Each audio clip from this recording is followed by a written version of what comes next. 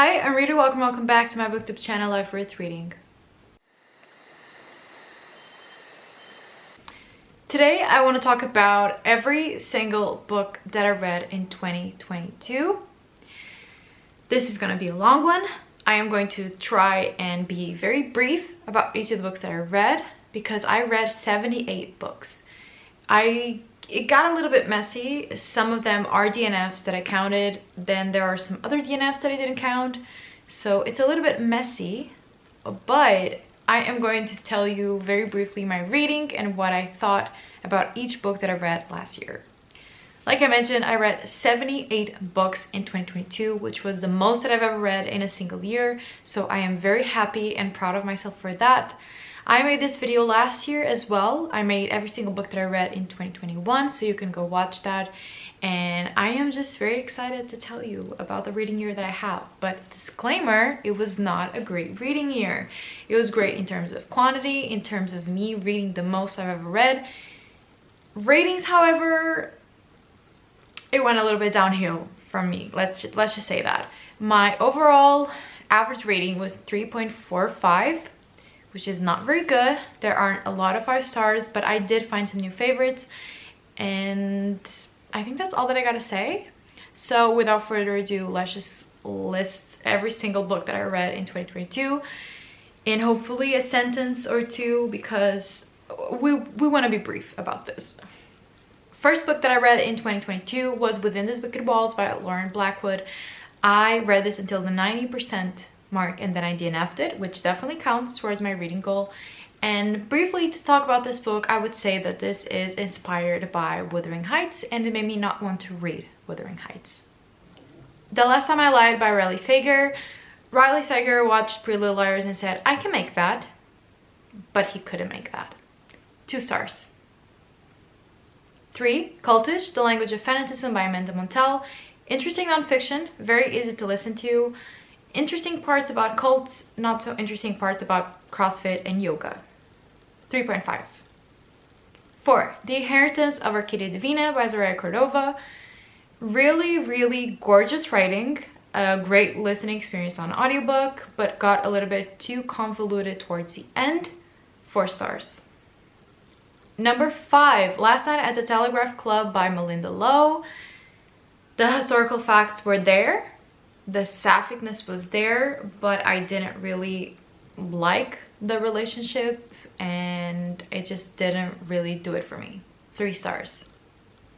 6. Hola Papi by John Paul Brummer. One of the best memoirs I've ever read. A beautiful listening experience. You will laugh, you will tear up, and I am a John Paul Brummer stan. I want him to be my friend. 5 stars. Number 7 is The Love Hypothesis by Ali Hazelwood. This was during a time where I thought I still enjoyed romances, but I really do not. This didn't impress me. The villains are very cartoonish, and I mean, Adam Driver. 3 stars. Number 8, The Stationery Shop by Maren Kamali. This was incredibly beautiful. I really enjoyed it. It was a great read. Got a little bit too cliche towards the end, but 4 stars. Number 9, Before the Coffee Gets Cold. I don't like books that are trying too hard to make me sad. This book tried too hard to make me sad, so 3 stars. Number 10, I reread The 7 Husbands of Evelyn Hugo.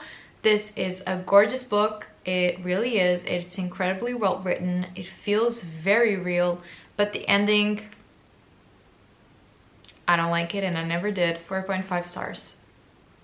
Number 11, Crying in H Mart by Michelle Zauner. Also one of the best memoirs I've read. It really awakened something in me to read more memoirs and to relate them to culture and food and family. It was heartbreaking. I can still hear it in my head, some parts of it, and I just really loved it. 5 stars. 12, The House in the Cerulean Sea by TJ Klune. I know every child is special. I agree, but I don't need to be reminded of it every 30 seconds. This was not as good as people make it out to be. I'm sorry. 3 stars. 13, Writers and Lovers by Lily King. I remember enjoying this a lot, but I cannot tell you a single thing that happened in this slice of life contemporary book. 4 stars. Number 14, They Never Learned by Lane Fargo. Main character is kind of stupid, but she gets away with murder every single time. We love to see it. 5 stars. Number 15, Reread of Butter Honey Pig Bread by Francesca Chiuazzi. One of my favorite books of all time. If you haven't read it, what are you doing? This is the most incredible literary fiction you will ever read, and if I could give it 7 stars I would, but it's only 5, so 5 stars to this one. Number 16, The Death of Vivek Oji by Kwek Mezi. Beautiful writing, but the story didn't work for me. If you've read it, you know why. I could not get on board with that. 3 stars. Number 17, My Heart is a Chainsaw by Stephen Graham Jones. Stephen Graham Jones watched every single slasher movie and said, I can make all of this happen in one book and it'll make sense. It didn't. 2 stars. Number 18, Exciting Times by Louise Doland. Marxist Irish girl lives in Hong Kong and exists. 2.5 stars. 19, How to Kill Your Family by Bella Mackie. Another stupid murder book, and I weirdly liked it. 5 stars for some reason. 20, Infinite Country by Patricia Engel. I couldn't tell you a single thing about this book except that it's set in Colombia. 3 stars. Number 21, The Beautiful Ones by Sylvia Marina Garcia. I didn't like a single thing that happened in this book. 2 stars. 22, When No One Is Watching by Alyssa Cole. Incredible thriller. I really loved it. It's got some punch to it and it'll make you feel things. 4.5, 5 stars. 23, King of Scars by Leigh Bardugo. This is bad Nikolai fanfiction and I stand by it. 2 stars, a flop. Number 24, Malibu Rising by Taylor Jenkins Reid. DNF at 20%. This is the most boring book I have read and you couldn't pay me to finish this one.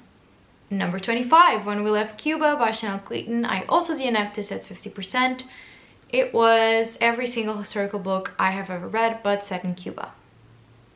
Number 26, The 2000s Made Me Gay by Grace Perry. A cute, fun memoir, but way too many Harry Potter mentions. 3 stars. Number 27, Stay With Me by Ayobami Adebayo. This drama was the Real Housewives of Lagos. Like, I can't tell you, but you will be shocked reading this book. 4 stars. 28, Yolk by Mary H.K. Choi. A book about sisters, but I didn't like any of the sisters. 3 stars. 29, Winter in Sokcho by Elisa Shua Duzupin. I remember it was cold, it was isolated, and that's all that I know about it. 2.5 stars. 30, Almond. Boy Without Feelings does not make for a great story. I hated this book. 1.5. 31, The Hole by Hee Young Pyun. I can't remember a single thing about this book. I just remember that I didn't really like it. 2.5 stars. I think there was a hole. 32, The Silence of Bones by Jun Her. A very interesting murder mystery set in the 17th or 18th century in Korea. It was a lot of fun, but it dragged down a little bit too much, so 3.5 stars. 33, The Silence of Girls by Pat Barker. Interesting book following the women of Troy, but towards the end it got a little bit too mushy about Achilles, and in this household we say fuck Achilles, so that didn't work for me, but still 4 stars. 34, How to Pronounce Knives, Stories by Savankum Tamavonska. This is an author from Laos. I have never read anything from Laos before, and like any short story collection, there were some that are very memorable and great, and others not so much. Overall, 3 stars. 35, At Night, All Blood is Black by David Diop. An interesting tale about black men fighting in the First World War, but unfortunately it was very, very brutal for me, very gory, and the writing was very repetitive, so I ended up DNFing it halfway through. 36, The Stranger by Albert Camus. This is a classic that I had to read to make an essay at school. It was fine. 3 stars. 37, Kingdom of the Wicked by Carrie Maniscalco. I hate myself as much as you do, but I actually kind of like this book. 3 stars, but I had fun with it. And I regret it. 38, Elena Knows by Claudia Pinheiro. My favorite book of 2022. 5 stars because it is a gorgeous story about family, about illness, chronic illness, and it was just tough to read, but absolutely stunning. 5 stars. 39, Finlay Donovan is Killing It. Mom kills man, and I had a lot of fun reading it. 4 stars. 40, Finlay Donovan Knocks Him Dead. Bad sequel. I didn't care for it. 2.5 stars. 41, The Maid by Nita Prose. One of the most boring thriller murder mysteries I've read last year.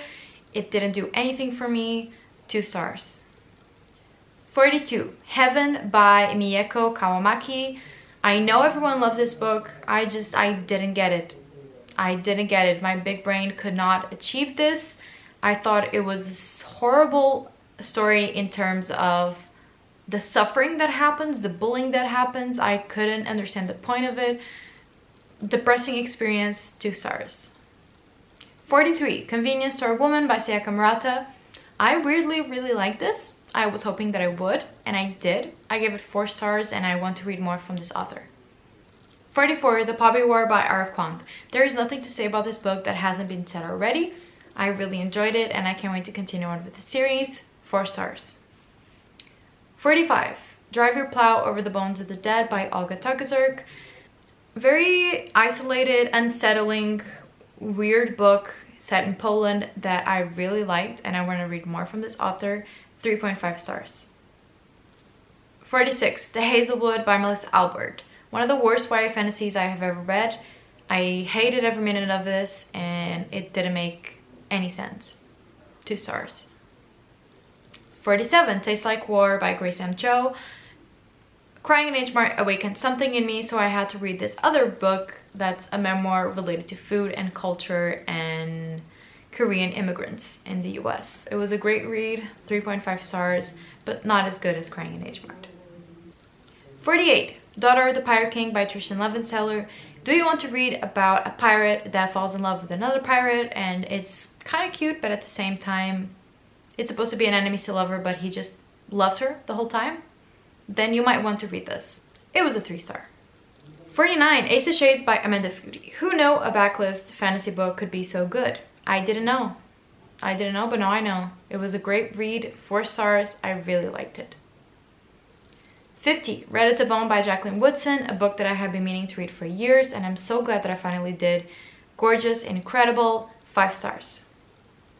51, Fever Dream by Samantha Schweblin. A novella, an interesting one, not very horror heavy, but I did really like to know about the real facts behind the story, and just for that it makes for a very compelling and scary read that I highly recommend to anyone. 3 stars. 53, Comfort Me with Apples by Catherine M. Valente.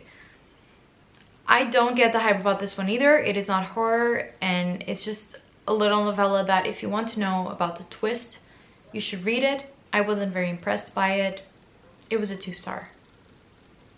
54, The Book of Essie by Megan McLean Weir, a book that I picked up randomly from my library, a book that had some problematic aspects to it, but it was also a fun exploration of reality TV and evangelical pastors. 4 stars. 55, The Four Winds by Kristen Hanna, my first and last Kristen Hanna book. I didn't care for this one at all. Very boring, 2 stars. 56, So Happy For You by Celia Lasky. This book will make you never want to go to another wedding again. I really liked it. 3.5 stars. 57, One of the Girls by Lucy Clark. One of the best slow murder mysteries I have read all year. When so much drama, and when it got to the end, well worth the 450 pages that I had to sit through. 4 stars. 58, The Pool of the Stars by Emma Donoghue. Imagine pregnant women during the First World War infected with the Spanish flu, and you'll understand why this book is so fucking sad. I liked it though. 3.5 stars. 59, Confessions by Kane Minato. Very problematic aspects in my opinion regarding AIDS, and other than that the story was interesting at first, but the way it was told got very repetitive towards the end because you're constantly seeing the same thing but from different angles. 2.5 stars. 60, Elatsoe by Darcy Little Badger. I really like this one. The characters were incredible, the cultural aspects were very fun, and the mystery was very ridiculous but also really nice to explore and follow through. I really like this one. 4 stars. 61, Dial A for Aunties. This book will also make you never want to go to another wedding again because, hey, there's a dead body hidden somewhere. Fun and ridiculous, but it got a little bit too ridiculous towards the end. 3 stars. 62, Daisy Darker by Alice Feeney. This twist made me want to rip my eyes out. 2 stars. 63, Optic Nerve by Maria Genzo. One of the most original books I have ever read. If you're interested in art, paintings, or little vignettes about people's lives, you should definitely read this one. It's refreshing, it's original, it's a 4 star. 64, The Strange Case of the Alchemist's Daughter by Theodore Goss. One of my favorite books that I read in 2022. Everything my little heart could want from a Victorian book. And I really love this one in the Found Family. 5 stars. 65, Hotel Silence. I can't tell you a single thing that happened in this book, and it is now back at my library. 3 stars. 66, Animal Wife. A collection of short stories, and I skipped a lot of them, if that tells you anything. 2 stars. 67, The Miniaturist by Jessie Burton. This book promised a whole lot in terms of the mystery and it did not deliver, but in terms of the historical nature of it and the writing, I really liked it. Maybe is a bit problematic in some aspects, but overall 4 stars. 68, The European Travel for the Monstrous Gentlewoman by Theodore Goss, the second book in the series. This was outrageously long. Who gave the right to Theodore Goss to write an almost 800-page sequel? I still ate it up though. 4 stars. 69, Tomorrow and Tomorrow and Tomorrow. This book will make you want to play video games even though you don't know how to. 4.5 stars. 70, The Atlas 6 by Olivia Blake. I have never felt so mid about the book that is so hated or loved. It was absolutely fine.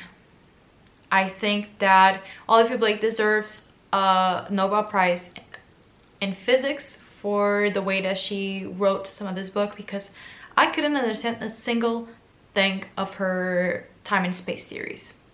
3 stars. 71, Violetta by Isabel Allende. I never thought a book that I was so excited to read could make me feel so little. I felt absolutely nothing reading this book, and it was the most boring type of narration this author could have chosen. 2 stars. 72, Friends, Lovers, and the Big Terrible Thing by Matthew Perry. Who knew Matthew Perry was such a jerk? Not me, but now I do. 2 stars. And a jail sentence for how he talks about women. 73, Late Migrations, A History of Love and Loss by Margaret Rankle. A gorgeous book about nature, but the stories or vignettes were a little bit too short and there were a little bit too many. 3.5 stars. 74, Bad Vibes and Other Things That I Bring to the Table by Nora McIntyre. This is a fun nonfiction book to listen to. It doesn't say a whole lot, but what it does say, it says with heart. So 3.5 stars. 75, Love After Love by Ingrid Prasad. A gorgeous book that I wish I could reread over and over again. This will make you feel very frustrated. This will make you think about the injustices in life, and it's just a gorgeous book that I think that everyone should read. 4.5 stars. 76, How to Be Alone by Lena Moore. I have never been so deceived by a synopsis and a cover and a title, and I have never disliked a narrator of a nonfiction so much before. I do not recommend this one. 1.5 stars. And lastly, numbers 77 and 78 are respectfully The Thursday Murder Club and The Man Who Died Twice by Rich Osmond, which both get a 4 star because they were just very fun and I love old people solving crimes. Okay, so that was my very brief review of every single book that I read in 2022. Was I a little bit harsh? Yes, but some of it was just for fun. And yeah, I didn't hate a lot of books this year. I just felt very mid about a lot of them. And I'm hoping that 2023 is a better reading year for me because I really need it. Okay, I really do. Let me know what you thought of any of these books, if you have read any of them and if you haven't. And also let me know how many books you read in 2022. And here's to hoping that 2023 is a much more positive year and that I can come back next year to tell you about all the gorgeous books that I read this year. As always, if you enjoyed this video, give it a thumbs up and subscribe to my channel for more bookish content, and I'll see you in my next video. I hope you have a nice day, and always remember that life is worth reading.